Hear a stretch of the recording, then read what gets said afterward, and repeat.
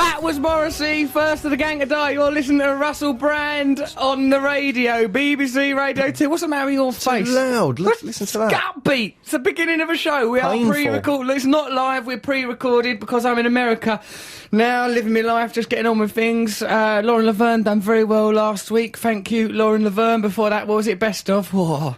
What a show. Another best of. There's so much best. Truly the best of. Yeah, this really is the best, which reminds me that song we just played was from the best of Morrissey, the greatest hits of Morrissey. Oh, and what's this? This is my signed Morrissey album. I'm here, of course, with Matt Morgan. He is my co-presenter. All right, Matt? Hello. And there's Mr. G, Poet Laureate. So, see this thing? Of the what? Shout. See this thing? It's off Morrissey. Russell... Oh, it's a signed album of Morrissey. There's Morrissey's lovely face in a reverie, and there's eyes Russell's closed. handwriting. Russell, my disky whisk, always Morrissey. Why don't you two just get a room? Well, I would like very much to be in a room with Morrissey. I don't know how to express myself. Got a hell of a show coming up for you later. We've got Richard Madeley. He's going to be on at some point. Excellent. Be good, wouldn't it? Because we've got some of like Richard's quotes here. Listen to some of these things that Richard has actually said. I really love ducks. They've always got a smile on their face. Ah, Richard Madeley thinking that inside his mind. Dolphins have, but ducks haven't. Yeah, right.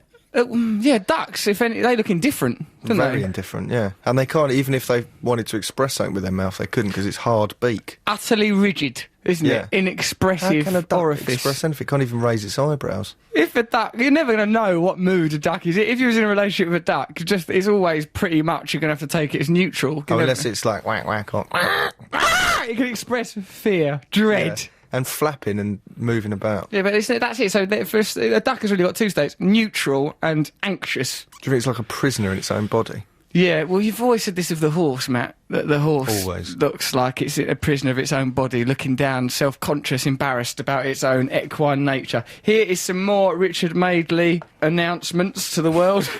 What do you make of the call to smack on your naughty child's body a criminal offence? I'd go down for it. I asked this openly. Should I have been arrested? I asked this openly. Lovely. I think if you do live daytime TV day after day, you would get to the point where it probably don't make that much difference to you being on the telly. So you're not thinking constantly, or I won't say, for example, to Darren Brown, can we have a wooden stake, some petroleum and a rope, because we are burning you at the end of the show.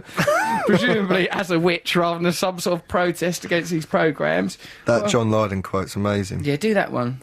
He said to John Lydon, if I could throw a fishing rod into the corridors of time and reel you in, you'd throttle you, wouldn't you? What? I'd always like throw a fishing rope or a fishing rod into the corridors of time. Why would you throw it? You've got to hold one end. Otherwise, it's just there in the corridors of time. You'd probably never be able to retrieve the fishing rod. You must. Does it mean John Lydon would now, as a grown man, go, oh, that kid, and throttle himself? Grown-up John Lydon would object to adolescent John Lydon, I suppose, is his point. But why make that in such a bizarre, abstract, quantum way? Why don't go, you wouldn't like you as a kid, would you? That's the minimum amount of words to express the same idea. If I had a fishing rod and there was a quantum time corridor, and I threw that in there, you'd throttle you, wouldn't you? What? Because what he's done is at the beginning of the sentence, he's bombarded you with so many images of the corridor and the fishing rod that you're not really aware what's going on anymore. Yeah. Do you know what I mean?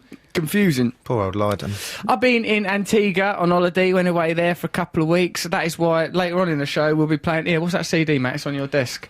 It's like Ian Daniel. The lady gone but not forgotten. Gone but not forgotten. Right, that is by Ian Daniel, who is the cleaner, I think housekeeper, I don't know what you're supposed to call her, of my room. Barbara, she was. Lovely woman. Came to the room. I've made quite an impression on her, showing her bits that, where I was in the paper or whatever. Oh, right. You still do that? That's pathetic. So what? People are interested in my scraps. People like to see my scraps. Take scraps with you? No, because I was getting the newspapers over there. Then I go, oh, have you seen this today? Pictures of me from my film doing sex scenes were in the paper. Vanessa Feltz had a go, right? Vanessa Feltz, who I've always thought of as all right, goes, Fancied Russell even. Yeah, well, remember, the idea always was pushing her face into a gatto during the act of lovemaking. I think you'd have to push it. You'd have to, if anything, to you'd hold be her hair. restraining it. Alright, Vanessa, I ain't even got my willy out yet. Not while we're still in the bakery. That's behind a glass panel. Get Sarah Vanessa. Lee needs to defrost. You'll hurt your teeth.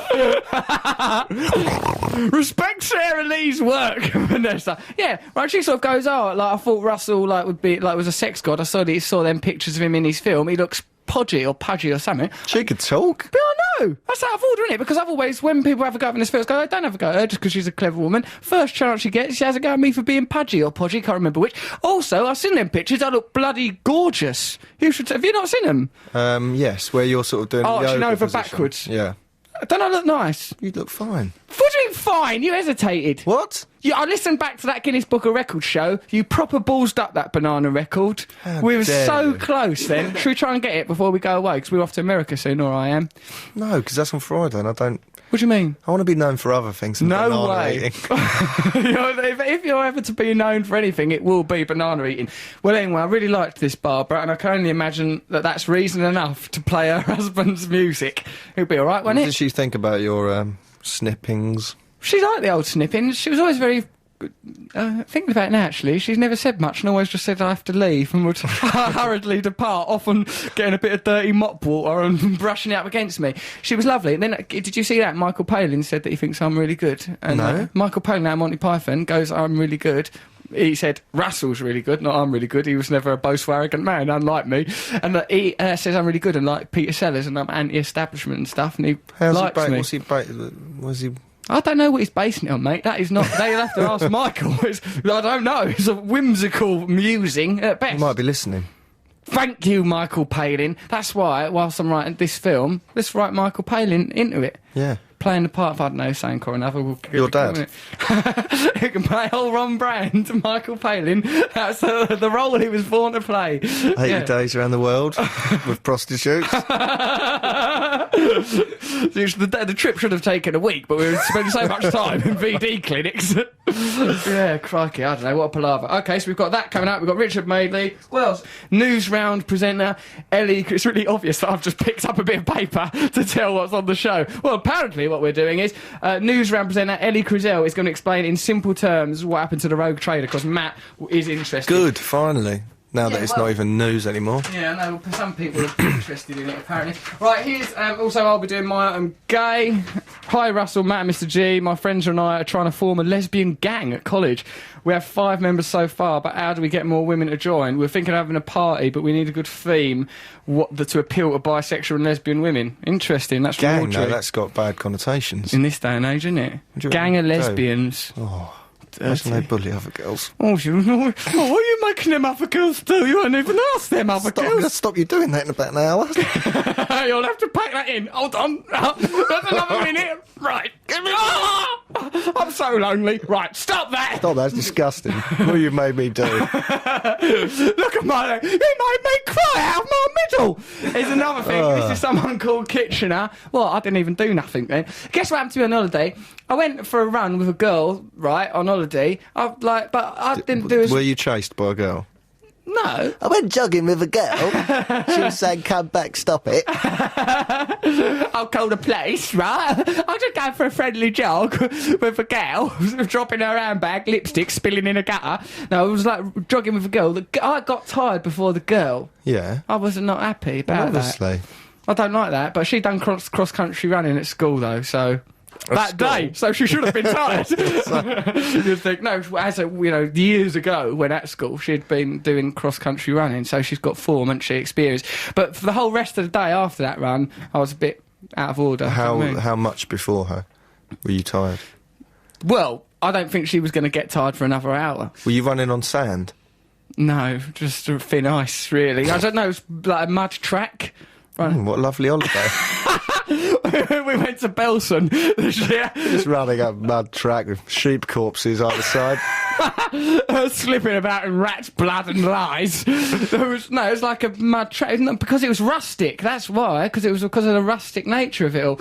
Where's Mr. Nibs swanned in here with a trio of adolescents in spite of my strict instructions issued to him that he was never to turn up here with people we didn't know? So what's going on there, Matt? Is that what you actually told him? He goes, yes, you can come to my radio show. Don't turn up here with people I don't know. But what he's clearly done is he's using his access to our radio show to crowbar adolescents into his filthy little bunk bed.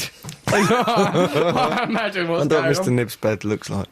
I imagine it's like a dog's bed, Mr. Nib's bed. I imagine it's a basket in the corner of a room. Oh, and it's 3 bundles of newspapers, all yellow in. Mr. Nib sort of gets into it with stepdad son music playing. Like that, yeah, just in these yellow in pyjamas. All right, so we play a record, yeah. Wife's night. This is Kitchener. I didn't meet him on holiday. Right. Also, we'll be talking to Fighting Matt Morgan about his various violent encounters over the week. Karate, what does he do? Kung Fu expert Matt Morgan will be giving you tips on self-defence. Well, I've got to think of something you don't want to talk about. Well, how can you? Because I'm honest and open gentleman, right? So there you are. Go on. I do know something. Go all right. So when the Kitchener's on, you can negotiate. If something goes, Matt don't do Kung Fu, then you'll know that you won. Right, this is Kitchener, Wife's 90. What a good thing to have a song about, Wife's 90. Wait a minute, where's that? Right, But listen to the story of it, Matt, because I think you might learn something about Is this filling or is this No, quality radio? Filling. This is all filling. So we don't really need to hear it then? No, press play. Oh, right. That's what filling. Well, listening to Russell Brand on BBC Radio 2. It's a pre-recorded show. We done it the other day. I'm in America now. That was Kitchener, a.k.a. Lord hope you Kitchener. are. What? Could have been a terrible air crash. Oh, Matthew! Why would you jinx us, you jealous? Oh, I feel like I'll be big boppered. Don't you big bopper me up. That was Lord Kitchener, right? And G says his house is a museum. Oddly, G said his own house is a museum. Not Kitchener's. No, Kitchener, he's in Trinidad. He was. Is he alive, G? No, he died. He died a couple of years ago. And I'd like to dedicate that to him. Way to kill the mood. Well, you just said we were going to have a plane crash, you big That's bag true, of doom. Right then. Not we. You. Well, what about when your plane comes? You're the one that's scared of flying. I'm not scared of flying. Yes, you are. Fool, I embrace it. You had to spend hours on the internet learning about engines just so you could cope and No, get I an know how they airplane. work, and now I know that they're pretty safe. Yeah, well, it's a lot of superstitious guff. You only aren't scared of flying because you think you're some sort of Jesus figure who'd rise from the flames. I would fly anyway, regardless of this capsule around me. This is as needless as a petticoat. Right, okay then. So, Matt, you had your Kung Fu lessons in the week. Your Yes, Kung I did, Fu didn't assessment. How'd it go? Well, was Very it? well. Did it go Well, I good? passed, so But didn't everyone in the old room pass? depressingly, yes. How many people was in that room? 500? You're joking? No, no. There was How many? probably, in my group, about 30, 40 people. Girls as well, was there? Well, actually, they said everyone sitting here has passed, so I don't know if they, like, go and squirrel people off in go the corridor. clear and go, off. Get out. Get out now, you have failed. Own up. It's like cycling proficiency, just where everyone passes, isn't it? 2 people failed cycling proficiency. Were last they goal. bullies and showing off, though, on the They cycling were told to proficiency? stop at the end of the road, and they didn't. They went round the corner, and so they deserved to not get it. So there'll be no certificate for you because you didn't obey the rules and you'll learn in life. I bet you don't haven't follow got your the cycling rules. proficiency, have you? Yes, I... Oh, no, I didn't get it. Hey, I didn't get it, I don't think. I remember I went out that day, though, because I thought this is good, because this isn't a lesson. You're outside. I bet you were on, like, some sort of little scooter. I was on a girl's bike. He's not safe on a bike. I was on Aunt Sally's bike, had a basket on the I bet front he of just it. drew a bike and then stood on it and went, I've done it! They went, yes, that's it. You stay in the playground. Very good, you're doing extraordinarily well. I think Jamie Dawkins was thrown off for doing wheelies. I think that like he couldn't be allowed cycling proficiency. But I don't imagine that Jamie Dawkins was the type of character who would have allowed certification to either enhance or inhibit his cycling life. If he want to go on a bike, he's going to go on one. Exactly. It's Even like if people it who weren't get his banned from bike. driving. There's the sort of people who just go, I'm banned. Yeah, You that's think, true. My God. The kind of people that were banning them from driving, they'll just drive anyway. What they should have done is the people who flouted the rules of cycling proficiency should have been put down there and then. There and then they should be taken away, rounded up. But perhaps they would resist being rounded up. They must be chained. They just make them take away. And then, yeah. No. Do we get a bit too into dark territory? Yeah, I was going, yeah. Okay, so listen though. What about this? I don't know if I've worried you with this before, Matthew, but on eye tests, I think that my contact lenses are not strong enough because I'm so good at the eye test that I excel beyond the Oh, You shouldn't wear them while you're having the eye diagnosis. test. No, what I'm saying is, you know that bottom line, I reckon I try so hard that I do get more right than I should. What you Do should know do what is when you go in, go, hello, yes, go and read it and remember it. And Yeah, then when they look, put you in the position... I'm not saying I want to see it as a challenge. I'm saying that my contact lenses are not strong enough simply because of my willpower when I'm in that eye You test said this to me situation. before, you psychopath. I'm just saying that I'm one of life's survivors, is what I'm So what saying. are you saying? You're so... Why do you... I don't have any need for glasses, contact lenses, All right. anything. Well, it didn't help So you why in are your you saying, karate I'm lessons. so good? They just let everyone pass that. Go on, everyone, all go through, all walk the streets Pay safely. the money, there you go. You've all got your badges. You can No, I think some people did Don't fail. worry. Who do you think failed? But just No not one in did. my group, because I was in an advanced group, you know. How advanced was it? Me, Jason Bourne. You said James. You said there was some poor lad who could barely walk who spent lunchtime scoffing down chips. Yeah, but he wasn't in my group. Little milksop. Was he a fragile lad? Because you said Yes. that it undermined the entire system. Yeah, because if you, he didn't really know what he was doing, so it's a bit like fighting a crisp packet, and you sort of, you can't really do the moves properly. But what I'm saying, look, can we just clear up one of the two issues? Here's one of them.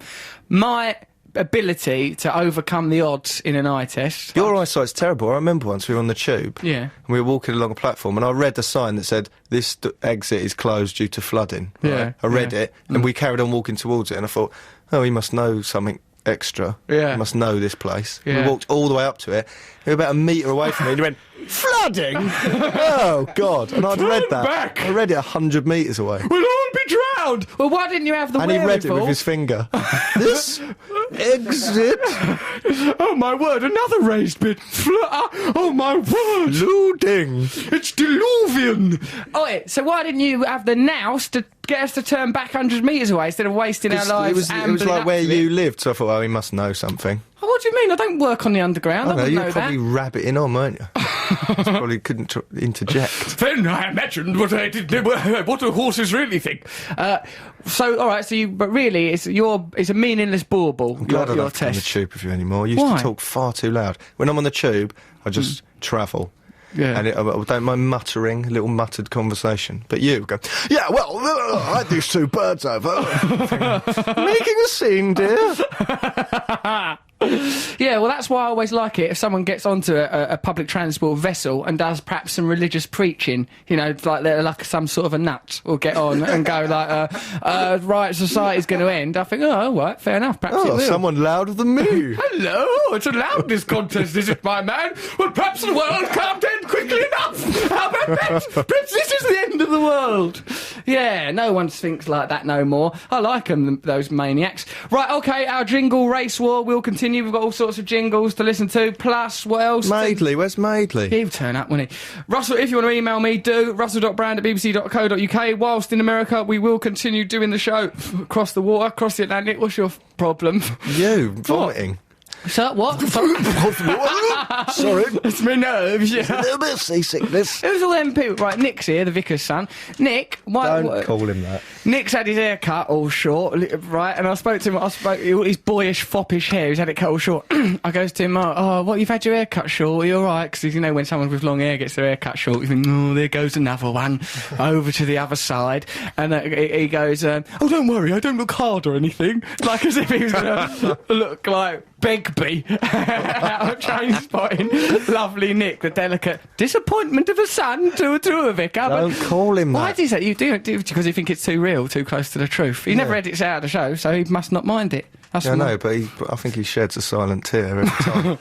Yeah, but imagine if you were a vicar and you spawned him out, you'd think, well, is there a God? That's a real test of his father's faith, that he's spawned that lad. Comes in here, He's produces proof of this God filth. to me. He is, he's lovely, isn't he? He's got the gentleness of Michael Cera, the actor from Yeah, that's actually- Juno. Yeah. And also Arrested Development and thing. Juno, good film, go and see it. Yeah, okay. Bye. But I love you! Right, hold on, come on, let's get on with what we're doing. Well, what Play- song do you want to play for me and Daniel? She's gone but not forgotten. This is Ian Daniels, Gone But Not Forgotten. Like Barbara, the lady who was cleaning my room out there in Antigua. This is her husband? Gone But Not Forgotten. Yes, her husband. Right, okay. Well then, let's have a listen then. Boss Hogg listens to stuff like this.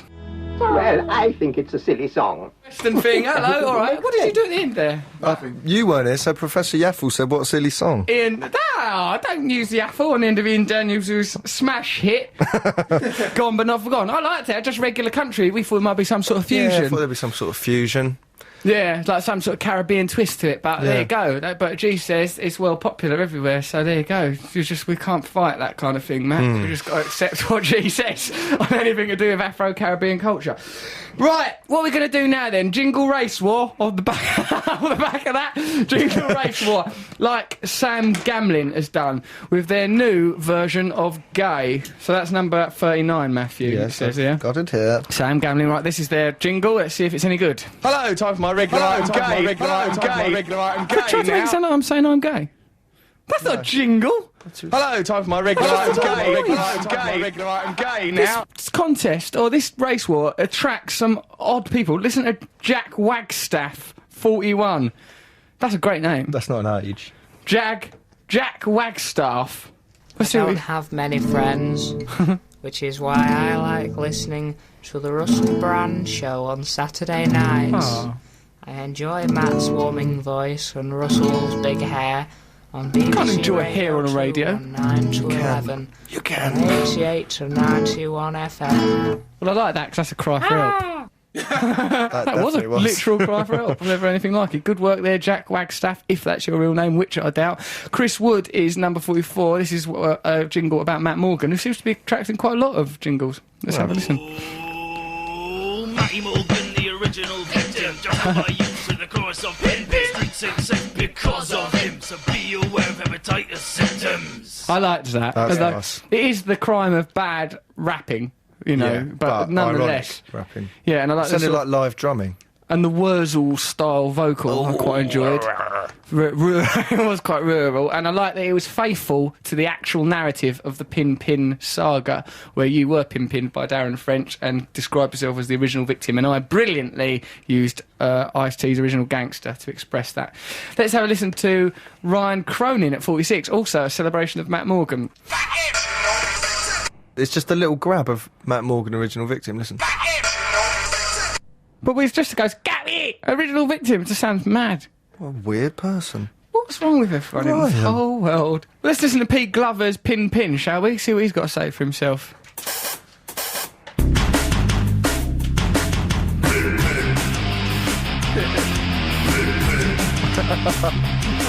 Morgan hörde Pin, weil det så cool för den sjulen var.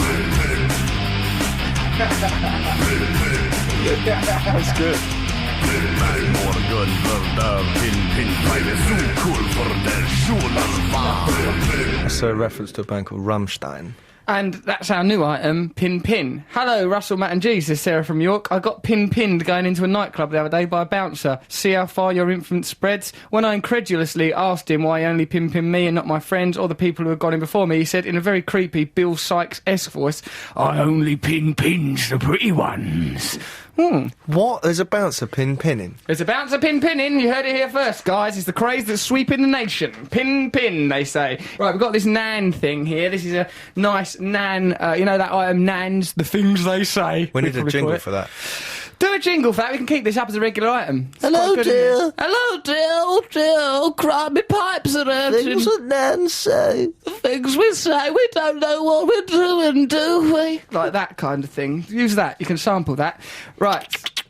Matthew. This is from Jamie Winter. I was at my nan's the other day watching Deal or Deal. Deal or Deal. That's a crazy new show. We've got no real option. Deal or No Deal. When the woman on it mentioned she was a lesbian, my nan burst out, come on, Noel, send her home with 1p. 1p. As if Noel's in charge of it. Well, I'm sorry.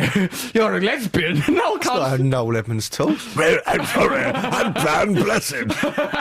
Well, perhaps you were watching a very different version of House Party, but I understood him. Hello, welcome to my crinkly bottom. Mr. Blobby, you are a clumsy buffoon. I always saw him as a very Falstaffian figure. This is another nan thing. Matt Morgan is a legend. Nothing to do with nans. From someone calling themselves Hugh. huge, although the actual name is Hugo Dyer. Russell's okay too, LOL. Laugh out loud, one of the worst betrayals this radio show's ever encountered. For the funny things Nan say, my Nan, after watching a documentary on the Holocaust, say it's... What? Hold on. My Nan, after about what you're gonna read Yeah, no, now. but I just picked it up. The other day I watched Life is Beautiful and I realised what a tremendous, awful business the whole Second World War and the Holocaust was for the first time. Up until Thank you for that insight. Do you know what? A lot of people think Hitler's okay, but I'd like to say... I had it filed under slapstick. he was a right bastard, that fella, Matt. You say that? Hitler... Me? Was no, you're lovely, but Hitler, can we say Hitler's about... Hitler, right, Hitler, what you did was unthinkable. My Nan, after watching a documentary on the Holocaust, came out just after it, it's terrible that Tesco's put their prices up. Well, that's got nothing to do with anything. That's abstract, isn't it, from Hugo? Now, his initial comments that Matt Morgan is brilliant make more sense. Hugo is mentally ill. Dear Russell, Matt and G... This, I think, is something that you might want to add to your Nan item. When the subject of gay people came up, there's a theme developing now about Nans being vicious... Bigots. Bigots! Yeah, this is not an item called Bigot Nans, is it? It's Yeah. just Nans. You put doilies under some biscuits. Yeah, we want Makes you something go a bit mad. cute. Like, I want something warm from a Nan. Like, oh, all right, dear. Not like, oh, well, he was all right, wasn't he, Hitler? I quite like a man in a black shirt. And it's like, meant to be nice stuff. What's this one coming up with? The subject of gay people came up and she said this verbatim. You know, they're very clean people. If you ask one of them to clean your sink, they'd clean it to within an inch of their life. Why would that at any point make your life be in danger cleaning the sink? It's weird, isn't it? P.S. What's G's real name? Are we at liberty to reveal that, G? Perhaps you should remain mysterious. Guinevere. Guinevere! Guinevere! This is another Nan thing. Quite good, these Nan things, really. Hello, Russell, Matt and G. My Nan and I passed the vets recently, which had veterinary surgery displayed on the outside. She stared at it and said, in a Dot Cotton style voice, which is what I would have done anyway, so we didn't really need that direction from you there, Anthony Powell. Oh, political correctness has gone mad. Fancy having to go to a separate hospital just because you don't want to eat meat. She then looked blankly at me for a few moments and dotted off. Cheers. Ant from Rochdale. Don't believe that one. Don't believe It's a joke that. one, isn't it? Joke one. Shouldn't have made it. Shouldn't have made it through. It's a joke one. russell.brand@bbc.co.uk if you want to email us some stuff. Want to stick on a record, Matthew? Yeah, can I play Jesus, I Was Evil? Is that thing that you're doing to get tickets for something? No, but that's coming up. All right. This is something that Matt's playing legitimately out of a love for music. Later, you can hear what Matt plays when he's trying to manipulate people into giving him Smashing Pumpkins tickets. But for now, let's listen to Darcy Clay. That's Jesus, I Was Evil, Darcy Clay. Listen to Russell Brand on BBC Radio 2. This is a pre-recorded show, but by Jingo, I'll be having fun with it. What's that thing I was going to tell you about? I've got something important. I've written it down here on a bit of paper. Oh, yeah, I was listening to this person yabbering on the other day, gentleman he was, sort of, you know, people that have fallen through the cracks of society a little bit, like Yes. jogging bottoms and a strange smell. There's an unidentifiable Snob. odour. Hold on a minute, I'm not... Jogging bottoms. they were not out jogging or they'd not been doing any exercise. They'd just clearly given up on the idea of sartorial matters. There was no tailoring, there was no belt, there was no accessorising. They were simple. I might as well better put these on, otherwise my genitals would be exposed. That was clearly the thinking behind that choice, right? I heard him go, he said, listen to this for an outburst. He goes, well, I got this thing on the side of my head. I'm very worried about this thing on the side of my head. I don't know what it is. I had a dream the other night. I was laying in bed and in the dream, something was telling me, swerve, swerve, swerve. So in the dream I swerved, but I was down horizontal laying in my bed and I swerved and I rolled over and crashed an antique table by my bed. And when I woke up, I was all covered in water and yoghurt. What does it all mean? Like, the water and the yoghurt bit and part of a dream. You can't analyse that as if it's part of the dream. So the dream told him to swerve. He rolled out of bed, landed on an antique table that had water and yoghurt on it. Yeah. The only thing that says is, why have you got yoghurt on your antique bedside table? That's the only question. And why were you on a date with this man? Well, in spite of his jogging bottoms, he had very twinkly eyes. There was something about him that made me feel I'd be very safe Where in do you his meet company. people like this? Oh, I know. Just drift about. Yeah, I guess it doesn't take a detective, but we've got one. Right, come on in, let's work out what people want from us. See if we like it. There he is, floundering over there while I seamlessly start my Madeley quotes. Do your Madeley This is quote. Richard Madeley to Joe Brand, who used to be a bell ringer. You know that really bad comedy moment when the bell ringer takes off into the air? Is that really possible? Could that it would actually happen. And you'd see up its cassock if it was a monk. Richard Madeley wouldn't leave us his phone number, so we can't ring him. We're just, he's up to him when he calls us. We're completely beholden to him. And it's boiling hot in here. And thank for me God. to say I have to- it's ridiculous. I thought I was just having to put up with this. Well, you Thought just this thought was that how was you like, needed I've to never be. been so hot. I thought you were in that period of your, monthly gestation where you have to be warm at all times. Your eggs to hatch or whatever goes on in your body. And my spawn will not flourish in sub-zero temperatures. Listen to what he said to Sophie Ellis-Bextor. Where did you get your face? It's Egyptian, almost cat-like. What's it like without makeup? You can't say that to people. You'll unsettle them, wouldn't you? I think he's brilliant. What was Sophie Ellis-Bextor supposed to do when confronted with I've that actually kind of wondered information? what her face looks like without makeup. Well, it'd just be like that, wouldn't it? Quite wide, though. Yeah, but she's an attractive woman, isn't she, Bextor? I know, but without the sort of makeup around the eyes, Well, you just think it would be too much of an her expense. eyes might look a bit lost. Lost a in sea there. of face. Just like 2 mushrooms in an omelette. Yeah. Ugh, imagine that, just an omelette with 2 mushrooms in it. Yeah, it'd be a sorry excuse for a bit of food. No, I think, I don't think he means any harm, does he, Madeley? No. He's just an inquisitive gentleman. He is very similar to Alan Partridge, isn't he? Sort of real life Alan Why Partridge. ain't he ringing us? That's what I'd like to know. No. He's just living his life, isn't he? I see him from time to time because we live nearby each other. Generally, he's going by in a car. I'm walking out. Hey, Russell! He says, leans out there, and then just, it's difficult to have a chat with someone in a car because, you can never judge how long the chat is going to take because they're in traffic or there's a traffic light or something. Yeah. So I try and just make some pithy observation, keep it tight, and... Hey, Russell, why are you with that man with jogging bottoms on? They covered in yoghurt. Shut up! It's the only way we can relax for an evening. We can't sleep without yoghurt. Nice when we had our photo done earlier, wasn't it? Team photograph of all the people in our organisation. Very relaxing. It's Nice. nice for me to be represented in the bookie book, finally. Oh, right, yeah, well, I forgot to do all them photos. The bookie work was done under enormous pressure, as you know. There's an Yes. enormous lot of aggravation to write a book. Goes on and on, 95,000 words of When's bloody things. part 2 out? It's not part 2. I am doing another book, though. Doing another... What was it, a detective thriller or something?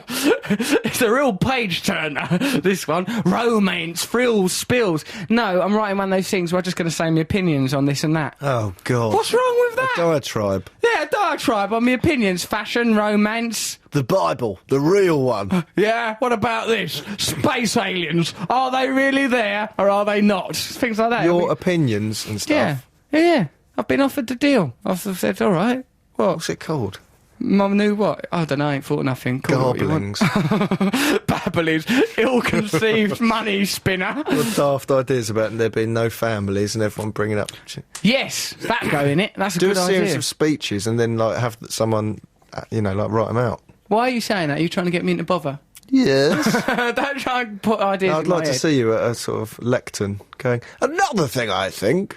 Yeah, all right, I'll do it. But here's what about me getting in trouble for weeing in a cup, right? Did you? Yeah, in here. When we was talking to Dickie Dawkins, when Richard Dawkins was on the phone, I didn't want to be disrespectful and go for a wee, so I'd done a wee in a cup. And some rat grass from the BBC sold it to the paper. Not none of lovely Vicar's son Nick. Hang on, who are you in trouble with, the BBC? No, I'm in trouble with anyone because, I mean, what can that, what you say, don't wee in a cup, there's nothing you can do, But is there? what, so the papers thought It's just it in was the bad? paper going, oh yeah, Russell Brand weed in a cup. I mean, it's like, where'd you go with a story like that? Except for Jonathan Ross saying, like, oh, I wouldn't be able to do that because my tacker wouldn't fit into a cup. I didn't put it in the cup, I was above the cup. You did? You dangled it over the side. It looked like a tiny man getting into a swimming pool. It looked like a bloated gent getting into a jacuzzi. That's what it looked like. It looked like a little sock hanging over the edge into the sea. It looked like jumping it up, getting into a washing up bowl. It's a beautiful sight it was. How dare you criticise my prize-winning genitals after all they've done for you? Looked like a little tic-tac going into a skate park. Right, hold on, let me figure something. I don't know, imagine. Listen, stop having a go at my genitals, alright? They're lovely guys down there, they do difficult work and they're scarcely ever properly rewarded for it. Or claimed. Spick and span they are! Lovely things. Now, come on, let's not attack them. They've done a lot of work and they can't answer back, like the royal family. Now, you were very keen to learn about that rogue trader. Do you care about it anymore? We're still talking about my penis, by the way. If it could be summed up in 2 sentences. Well, we can get someone from Newsround. Should we get them? Let's get this person. Do you remember Newsround as a kid? I used to think, I don't care about the bloody news. That's what I thought. Not as much as Jackanory, though. That was a turn-off. We just thought, what are you telling us this for? Apart from when Rick Mail did done it, then it's fine. But the rest of the time, I thought, well, the background does this stupid. You should animate. Well, these are just pictures from a book. This is ridiculous. I could do this on my own. I don't need a TV for that. Yeah, this is reading for idiots. Reading for idiots is just a sorry excuse. Yeah, it keeps down the standards of education. And Newsround in art, like now, it's like a little flash good thing. Yeah, it was just John Craven came. And finally... What I never got over is that his name was Craven and his hair was like a raven. So I really always just thought Raven's Newsround because his hair was so jet black. And his chest was shaven. And his genitalia? Why, it was a haven. I liked old John Craven, really. Like he had raisin. He had quite authority, did he? He had what? Quite authority. Oh, I thought he said he had quite authority, didn't he? I'm saying that John Craven would do Newsround. Yeah. He was like a... he does Country File now. Yeah, he does, doesn't Or he? does he still do that? I don't know what goes on telly. It's a lost medium. I don't watch it. What I'm saying about Craven was, he was like a deputy headmaster, and he was thinking, why are you telling me about this? Yeah, no, I can imagine him telling you off. Look, you're not taking the news very seriously. One day these events will affect you, like, for example, you may win into a cup, and it might Stop feature the in the horseplay paper. and listen, for goodness For God's sake. sake, you're running around the room, you're using that Twister match, you're not even playing Twister. There's not even the rules of Twister. Craven did Jackanory. I don't think he'd read the whole story. I think halfway through he'd go, I think this is piffle. Do you realise that there's another famine that you should be learning about? BFG, so unrealistic. Even in that giant world, he's not respected. That's what I didn't like about the BFG, that in the world of the giants, he wasn't respected. He was an little. odd-looking man. He was all withered. He was withered, he had them big jug ears. Why was he interested in Sophie? What exactly was going on there? Blowing things through people's bedroom windows, dreams. Snozcumbers. He ate snozcumbers. Yeah, he did, mate, and they were apparently revolting, but he ate them nonetheless. So what's driving him? What It makes was him him. tick? People like him we were meant to look up to as children. Roald Couldn't. Dahl wrote them stories in a shed with leaves on the ground, didn't he, Matt? Yeah, he There did. was leaves on the ground. Yeah. And His trousers down, covered in tiddle. He weaseled his way into our minds. What and about yet- Fungus the Bogeyman, Raymond Briggs' creation? Yeah. He was disgusting. He'd come out of the ground and then touch someone's neck and put a wart on it. And we were meant to look up to him. He was very much a role model. And look know. at how he carried on. I based my GCSE choices on him. I've based my entire lifestyle on that man. And look at what thanks I've had. Very little in the way of thanks. It's the Newsround person here. Right, hold up a second. We've got someone here that's actually from Newsround. What is this person's name? Sue? Ellie, are you there, dear? It's Ellie Crystal. Ellie, hello, you're in charge of Newsround now. Well, no, I'm not in charge of it. I just present it. Well, you've got some authority. You could just suddenly announce a load of propaganda once you're there, couldn't you? I sometimes think about saying something crazy and controversial, but I'm too scared to lose my job, so I don't. What's going on in the world, Ellie? Yeah. Tell us now, Rogue then. Trader. All right, we'll get to Rogue Trader. You're obsessed. But can't you explain something else to us, just generally? What's going on? Come on, Ellie. What's going on generally in the world? Yeah, or in what's the world of important? any world? Mayoral races in London. Is anything else? I can't remember what's happening in the world because I have taken Ike's edict to heart that it's all propaganda and lies.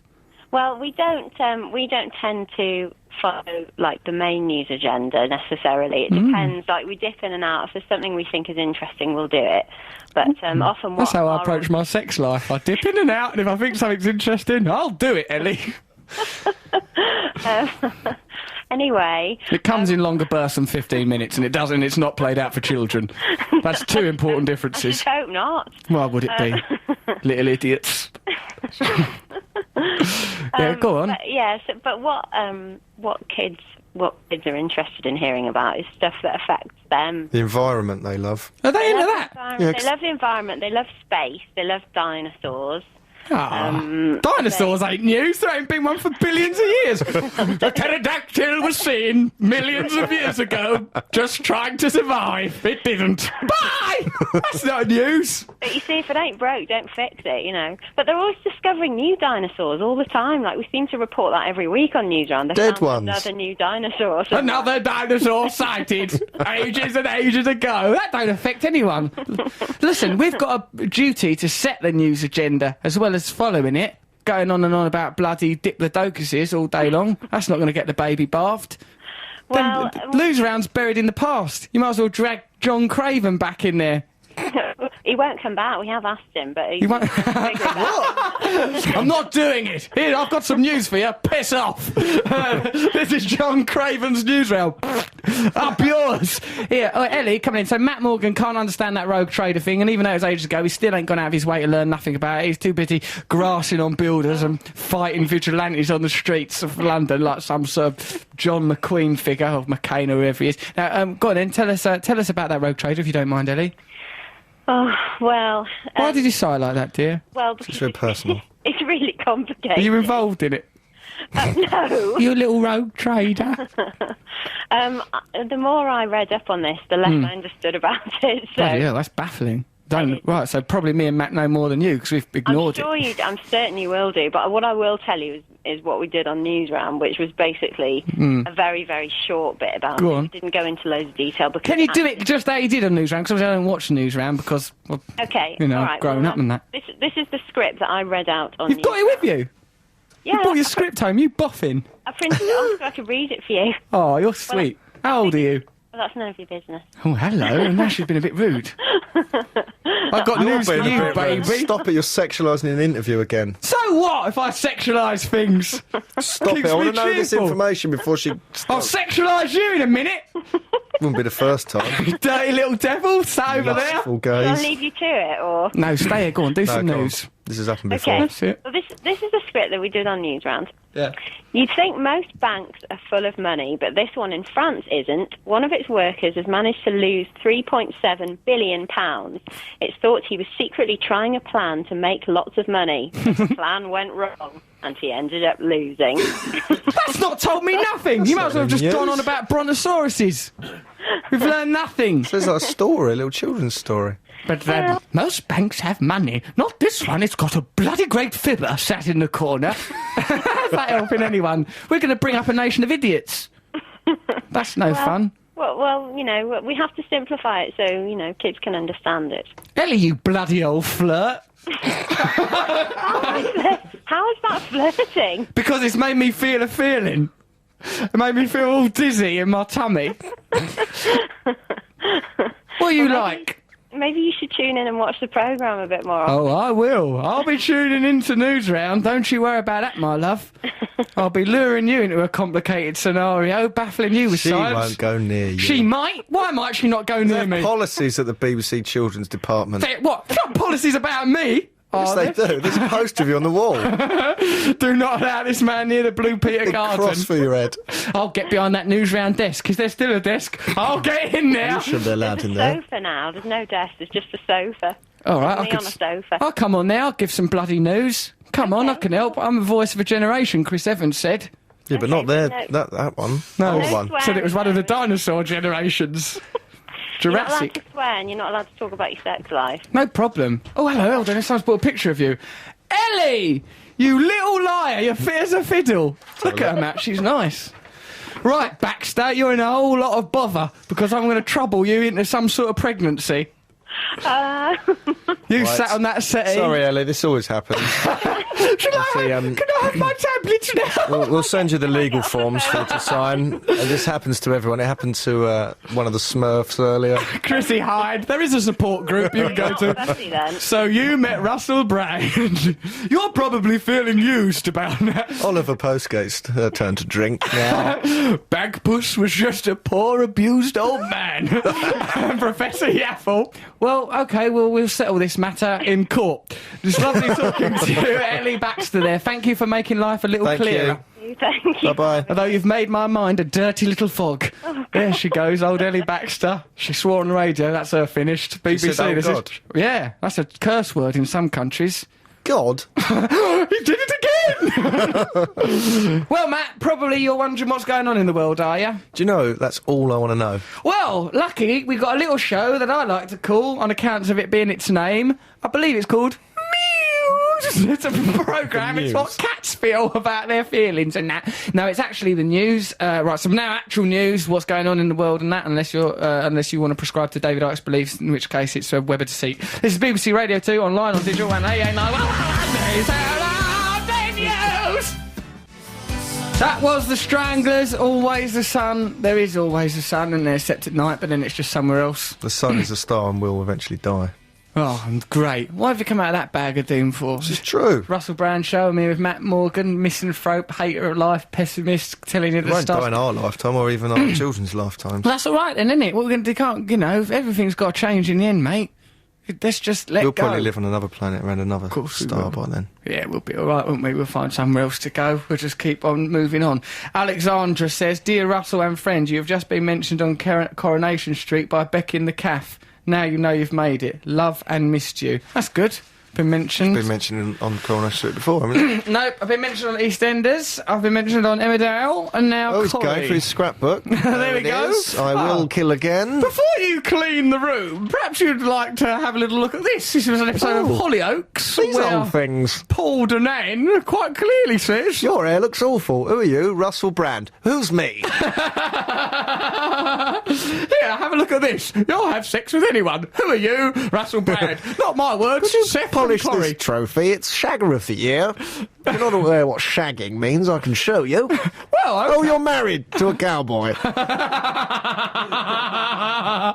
nonetheless, we've started the shagging demo now, and there's certain things that I must fulfil. You could, I suppose, use it to clean. Now, we're supposed to be talking to Richard Madeley. He can't be asked. Well, I don't know. Where is Madeley? I hope you don't treat Judy like this, because that marriage will be over in no time at all. He probably don't. He's nice to, I imagine. But listen to this. To Neil Tennant, if you were going to write an autobiography, who would it be about? Will the gentleman with one nipple please reveal it? I mean, this is all Richard Madeley's words, but we can't get a peep out of him. But we have now got the phone number of his office.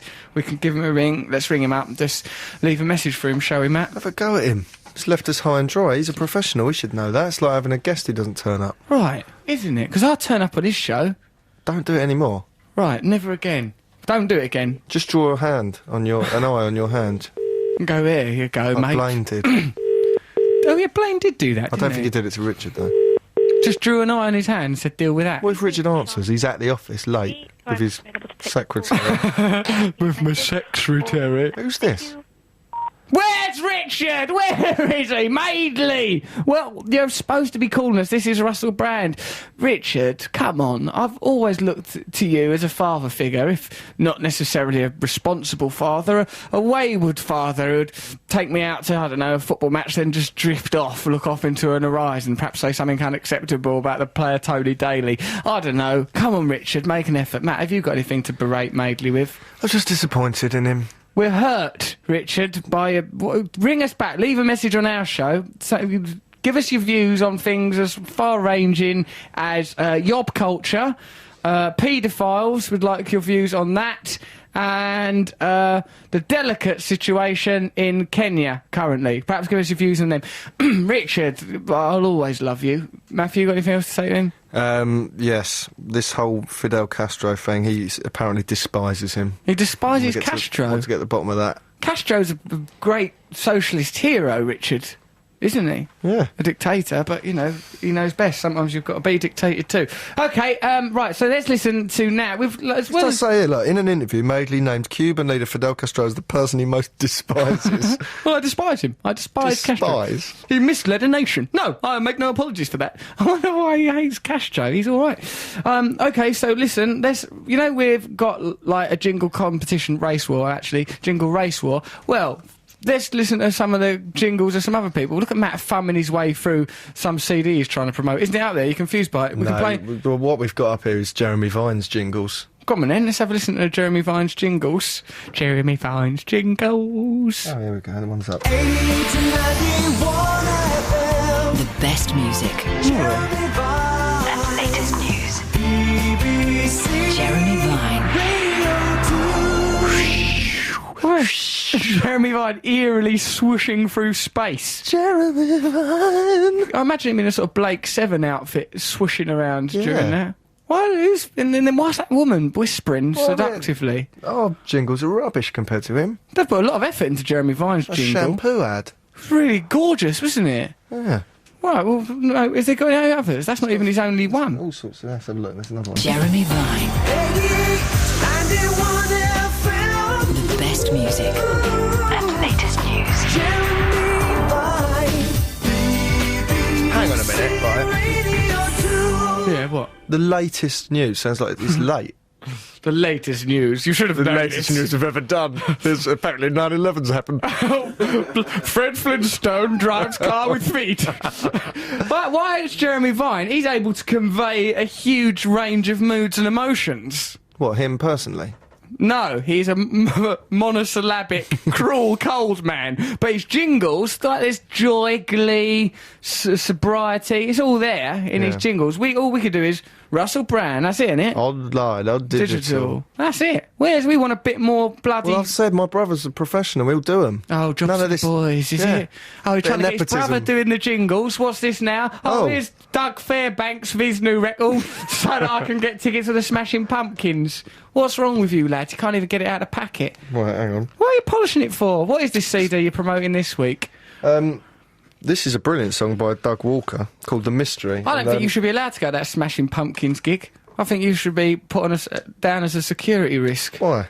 Well, look at you. You'll do anything. You Right. Slavering little obsequious sycophant of a man sticking on that CD just to get your hands on a few stubs. Oh, well, if I was you, I could just go, yeah, I'm turning up.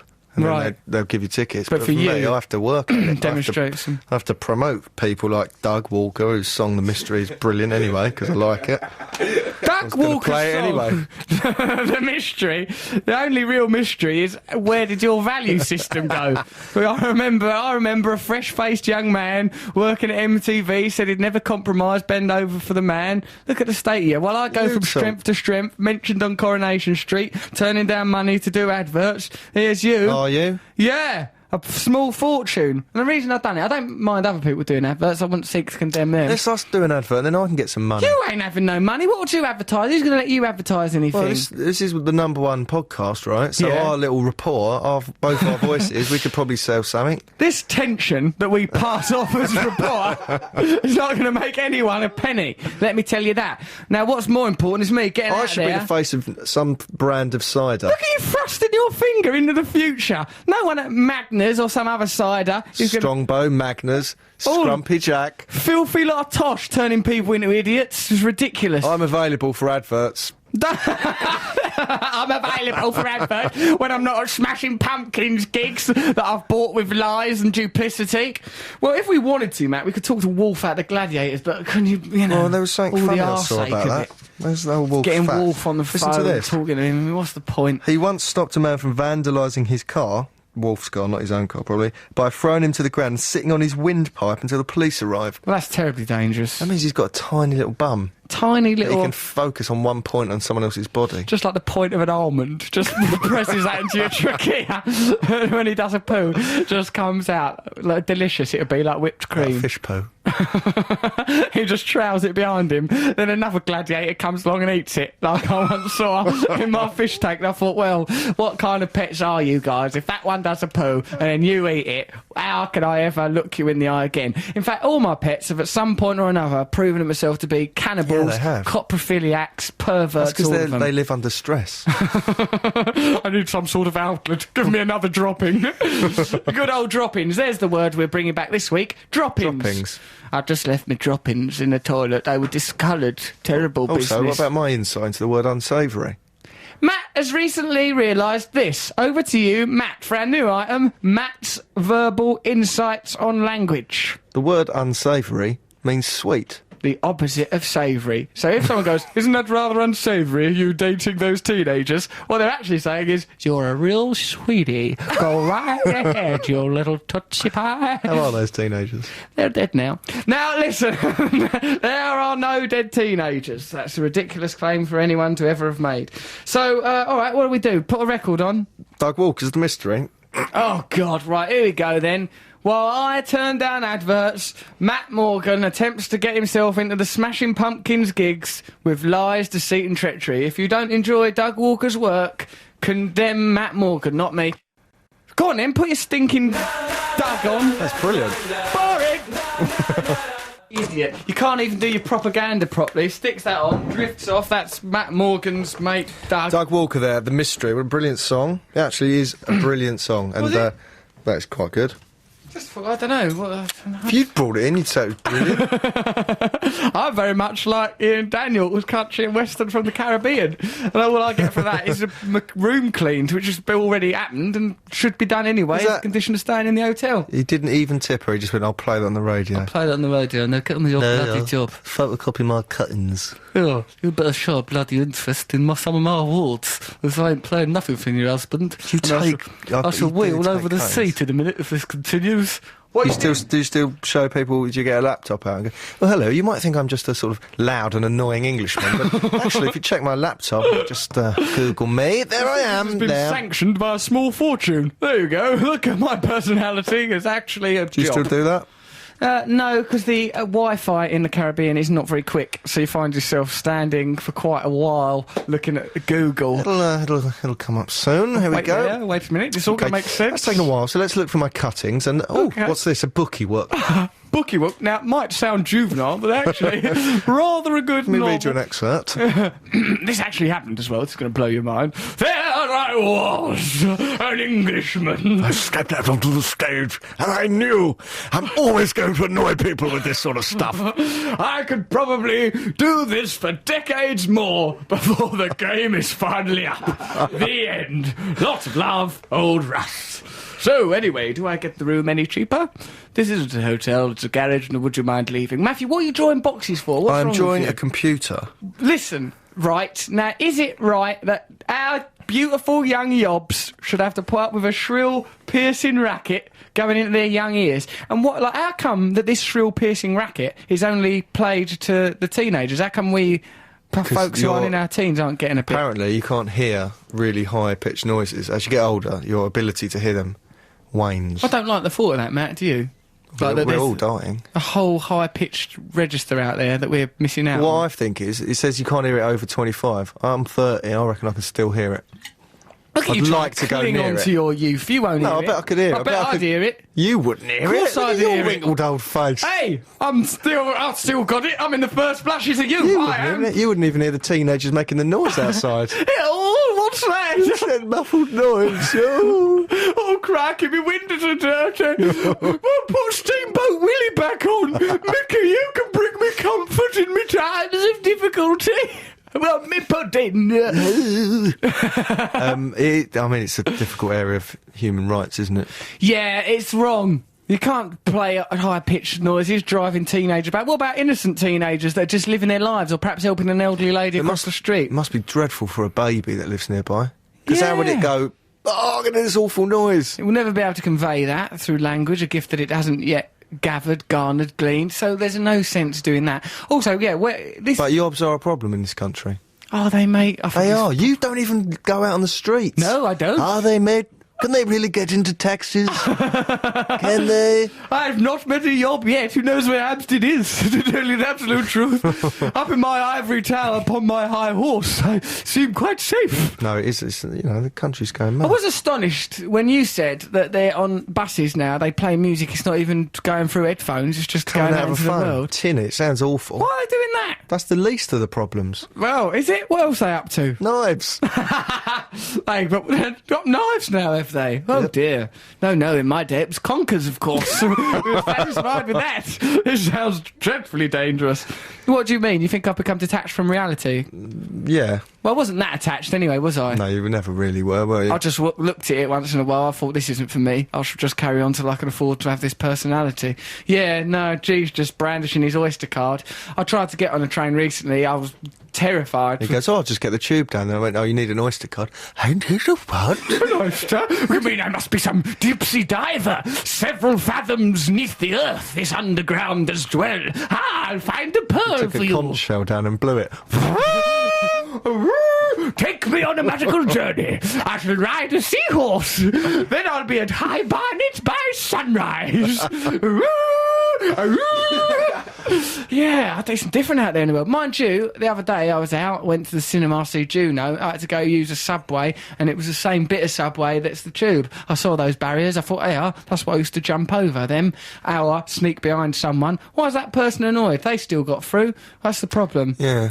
You know, I only ever did that once or twice. it's good, isn't it? But it's sort of like limbo dancing a little bit. Because they Oh, go, there what are you go." doing? And you go, don't worry. I just Go, find it very attractive. Sometimes I double up, a little bit of frottaging as well. Get a free journey. Also, rub my willy about on some poor old lady's Mac. It's a lovely way to pass the That's day. obviously joking. I remember we actually used to sometimes just climb over the barriers. They Yeah. go, "Oi, what are you doing?" And you go, "I don't exist. This is a figment of your imagination. I'm from the future." You'd say things like that and get away with it because they were confused.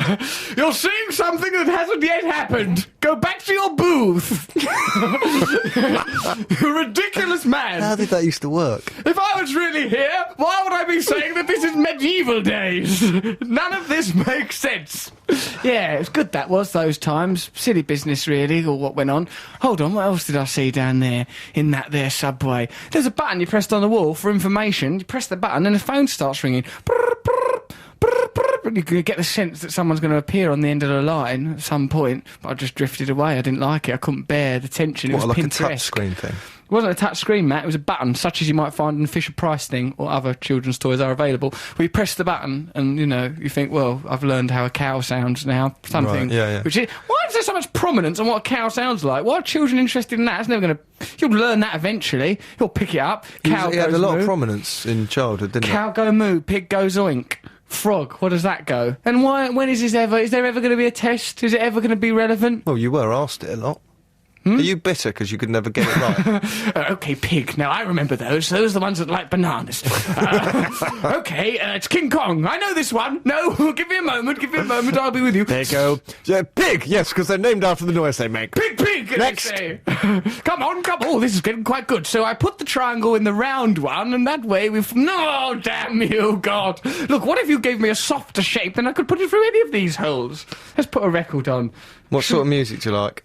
Well, I see that the Melvins are there. Stick them on, they might cheer us up. Yeah, it's quite, Is it intense? not intense. Well, all right, we'll listen to the Melvins then. It's not intense.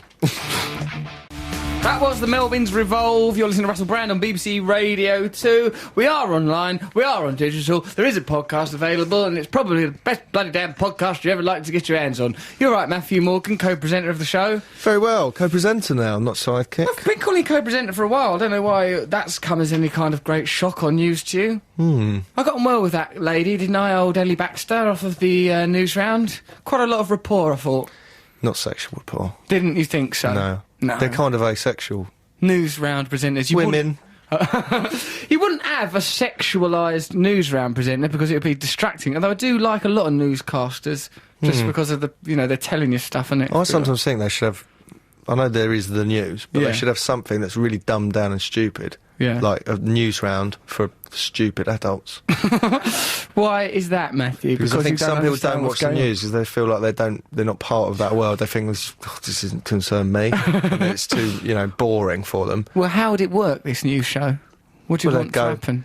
All right, do an example of it. Oh, hello. Oh, hello, like talking to an old woman. Oh, hello. Oh, yeah, you're not going to believe this, right? They'd go like- Camden's on bloody fire. Anyway, try not to worry. There's a lot of soot. See all that black cloud up there? Don't worry. That's just there's no more Camden now. Bye. No, but what's that transvestite called? Lily Savage. You want him to Ima- do it? Him. Him. If You want- he came on and went, oh, right, well, the Middle Oh, East, right. well, this is the basic what's happening, and then said... then people Lily would- Savage's news. No, I've made a mistake, but...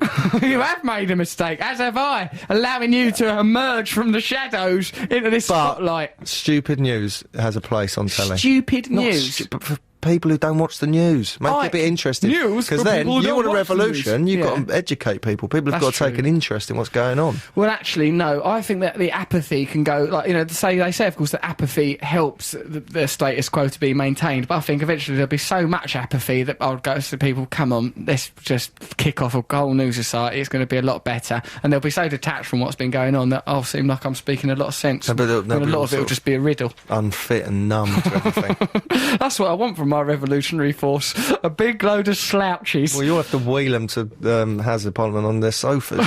Come on, guys, let's get in there. Let's make some fuss. Christopher Wren designed that. His name's the name of a bird as well. Come on. I can Wren educate him as we didn't go. Hazard Parliament, did he? Yeah, he did. He does all that sort of stuff that looks like matches. We can St. find Paul's. that. Look, on the Idiot News, mate, you don't ask questions. You could present it. Oh, yeah, all right. Well, I'm interested now that it sounds like a Because gig then with a at the bit end of a you could pizzazz. wink and go, revolution. Come on, Revolution. guys. Don't trust anything I've just said, because I'm only saying it to keep you on your sofa, you big fat idiot. Bye! I'd never say that to anyone. A Polish anthropologist wants British people to make jokes about Poles to help them blend into society. Michael...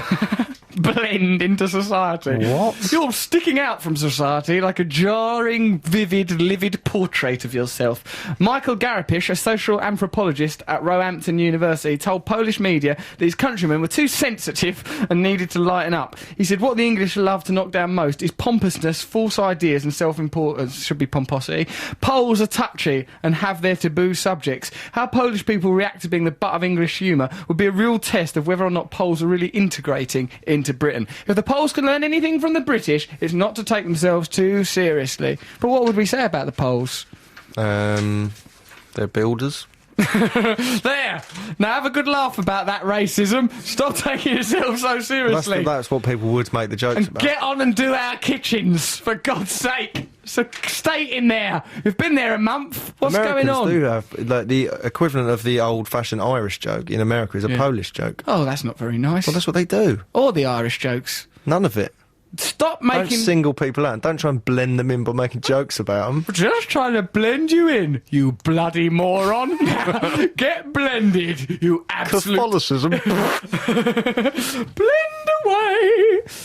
Year of the Rat. Price of hamsters has tripled in China after... I'm doing this Idiot News now. Look at how I react to stuff. You make a suggestion, bang, I'm straight on it. That's the way the show works. Year of the Rat, prices of what? Tripled Rocketed. on hamsters. Yep, They're not because... rats. Well, here's the news, my friend. This is why it's a good job we've got this Idiot News, because you're already baffled. And don't try and pretend it was some act of altruism setting up this Idiot News when you be its #1 viewer, probably sending in drawings of the presenters. Lily, I've done this of you. Thanks for telling me about the news. Love you, from Matt Morgan. By the way, is the soot in the sky really Camden? If so, can I still drink there? Love you, bye.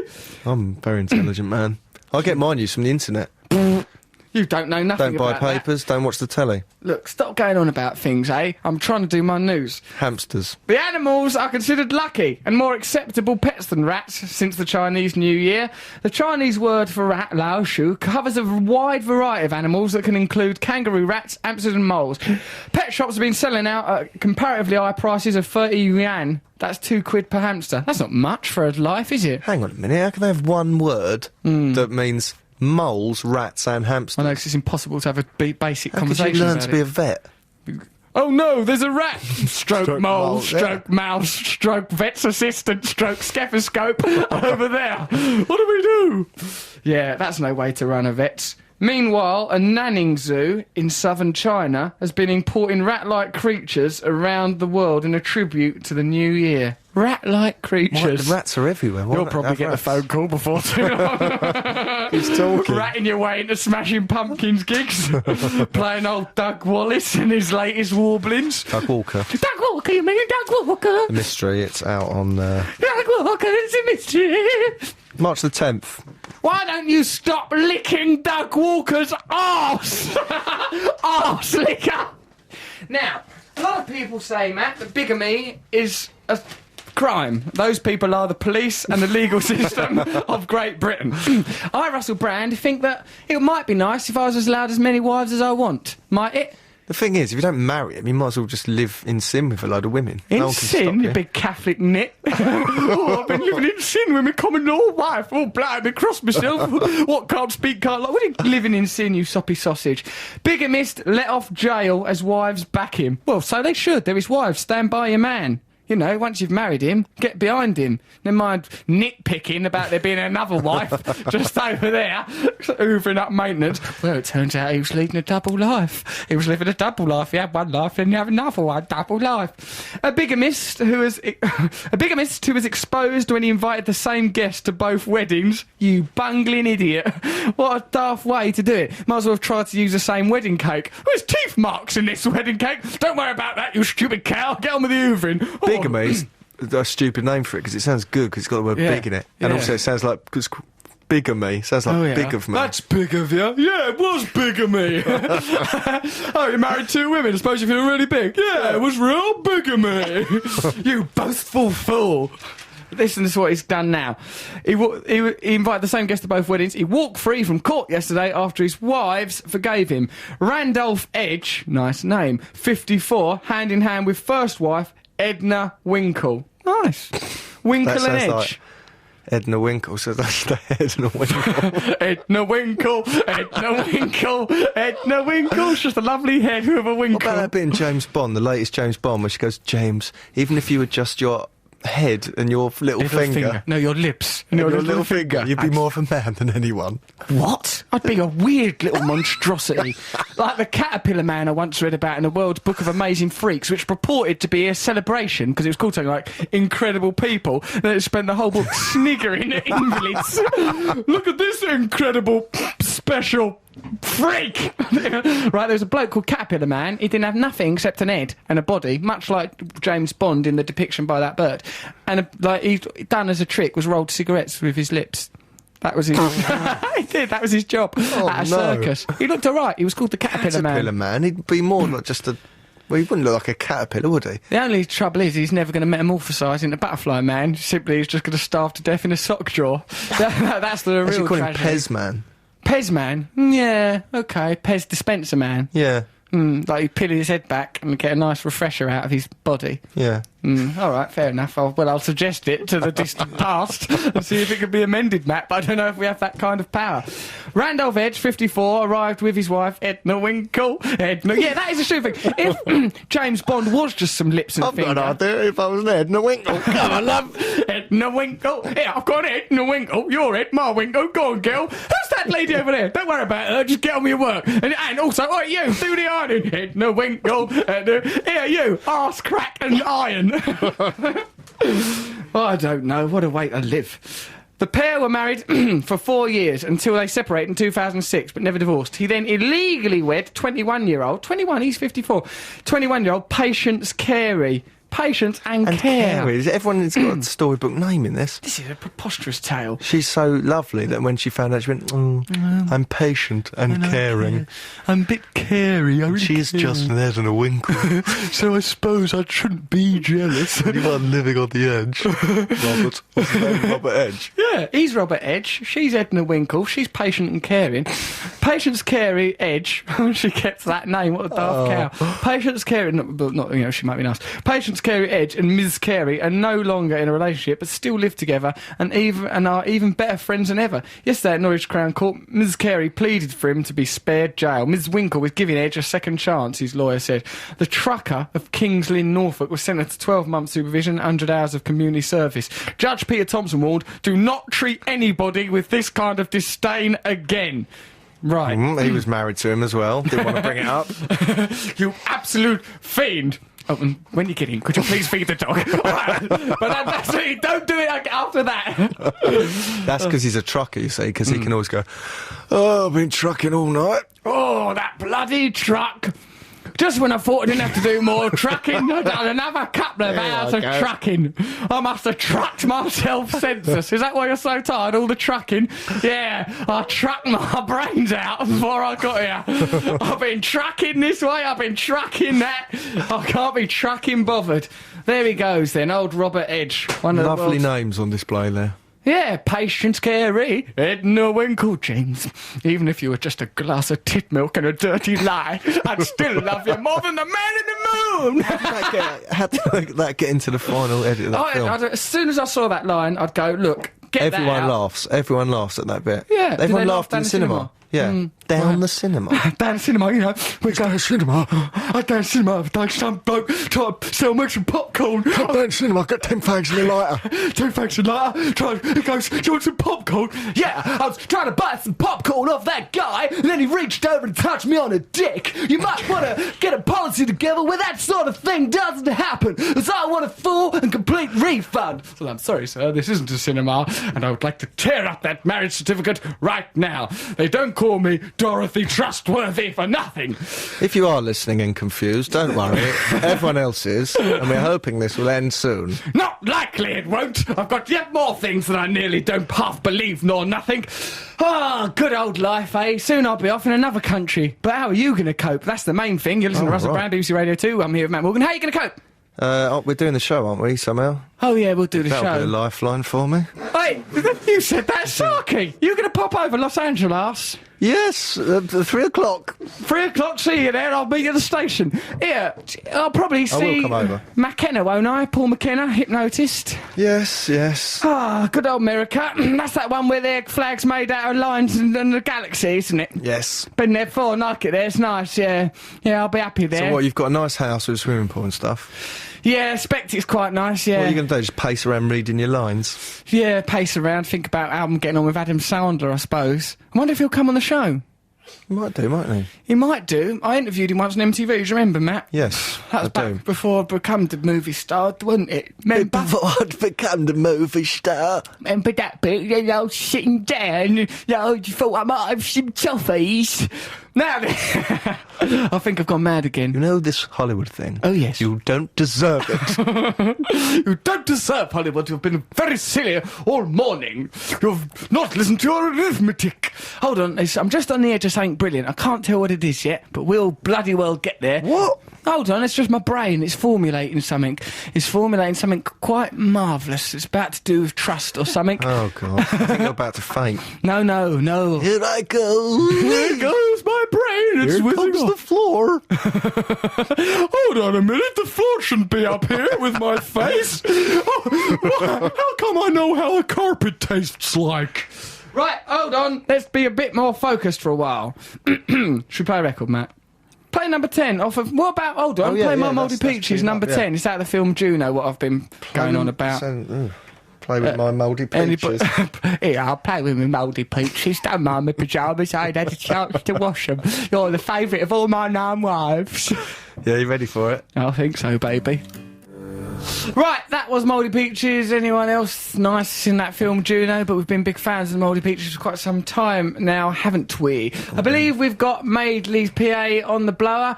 Nick is talking to her. Nick, our Vicar Son producer, is trying to persuade her to come on the show.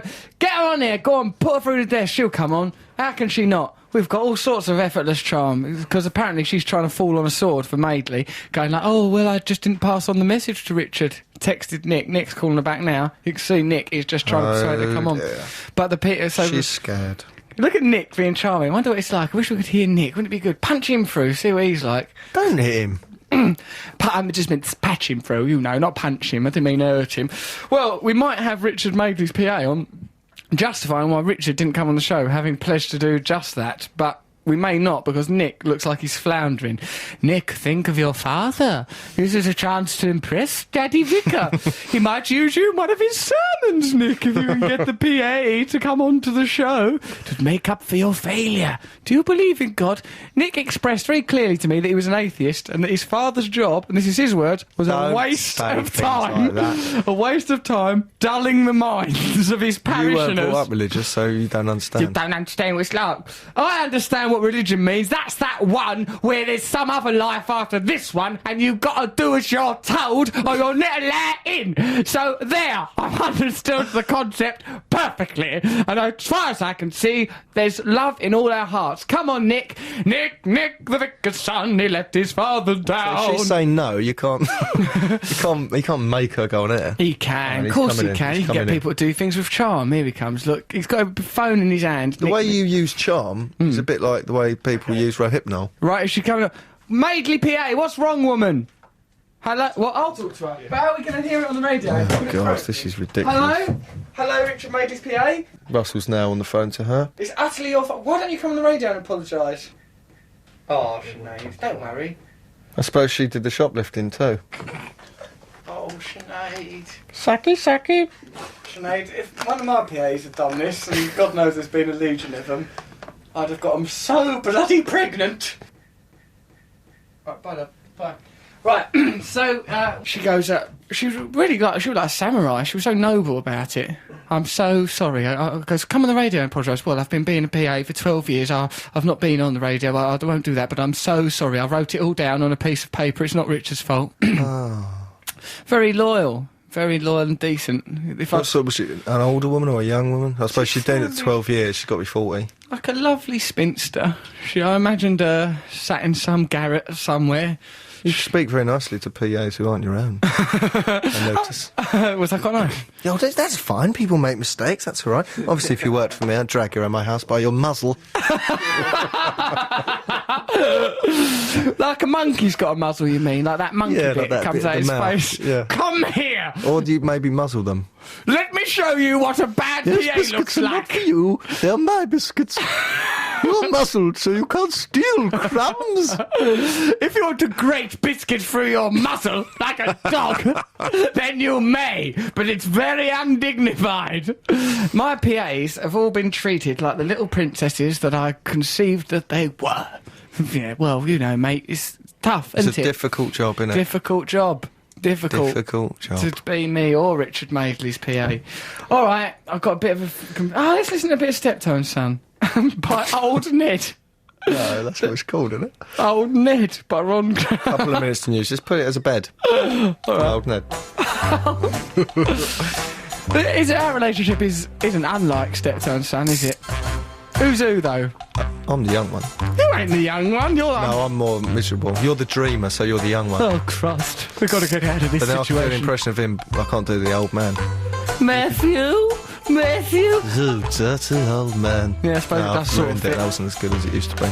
No, I've ruined it. I'm No, I'm sorry. I've sort of trapped you, I suppose, in many ways. Get it off. It's confusing. You asked for it. I don't like how people have beds on radio. I don't know how they manage it. I went on some other people's radio shows. They had a bed in the background. It's confusing. Go with the tune of it. Come on, talk to the tune of it. Recount us a tale, something you're really ashamed of. Imagine you're at AA, but it's weird. Once when I got really desperate, I went to... a rifle through my mother's purse. This booze has been a curse. I don't want to do it to the tune of old Steptoe's Old Ned. Chicken. Well, it's confusing me. It's making my mind feel unusual. It was like when I had to do that record with Chrissy Hines that time. Very difficult business. God, you and her. What was going on there? I know. That was the last radio show we'd done. Should have been. We should never have been allowed back Terrible, after that honestly. chaos. Yeah, what was going on? Rapport was like the Middle East between you. Really was a Palestinian exchange that went on between me and her. A Zion versus Palestine banter that went on. A very chilly chat. No, but actually, I get on dead well with her. Chrissy Hines, like that's why she sort of came on, saw her in a vegetarian restaurant, chatted to her, hey, Chrissy Hines. Yeah, she seemed like cool. she was on guard. She thought, like, you know, if you said something jokey, she suddenly went, What? what? Hey, what do you mean by that? What do you mean you'd like to sleep with me and my daughter? Is that a problem? Oh, come on, Chrissy. Yeah, no, look on the bright actually, side. No, I remember it. You were an absolute pervert. I know, but actually, to tell you the truth, what I was that was actually You to slept get with her myself out of a daughter? bit of a scrape. Yeah, and what I was trying to do You're not meant to was. say that. That's not what a gentleman would say. Oh no! So what I was trying to do was get myself out of a scrape because I was going, "Oh, your daughter's all right." Ugh. That's what you call it these days. Oh God, I've got myself in a scrape. Would you mind Okay. spitting on that? Some lube. Oh, Jesus Christ. I've got myself in a dreadful scrape. If ever there was an argument for sodomy, it's that there. What I've got myself caught up in. No, what I mean is, like, I was saying about her daughter being attractive. Then I've realised, oh no, that's probably a terrible thing to say to a woman, like, you know, that's a mother, because she's probably aware that she's not as young as she was. Saying her daughter's attractive might be offensive. I thought, I know how to get out of this. I'll suggest a mother and daughter threesome. I then realised that in itself has its own pejorative connotations, don't it? So, best thing is... I like the way you've painted yourself as some sort of bumbling Reggie Perrin figure. When actually you're just rude. Oh no, crikey, now I've shagged her daughter and then made friends with her and... Oh, blimey, what's next?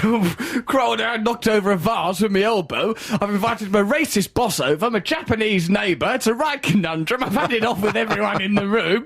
I'm referring to genitals as a scrape, which is what a fox digs when it's in a hurry and hasn't got time to do a proper burrow. The whole thing's been a bloody disgrace. I don't know how I got in this chicken coop in the first place. Right, here comes Poet Laureate of the show, Mr. Guinevere. Okay, this poem's called Recycling Proficiency.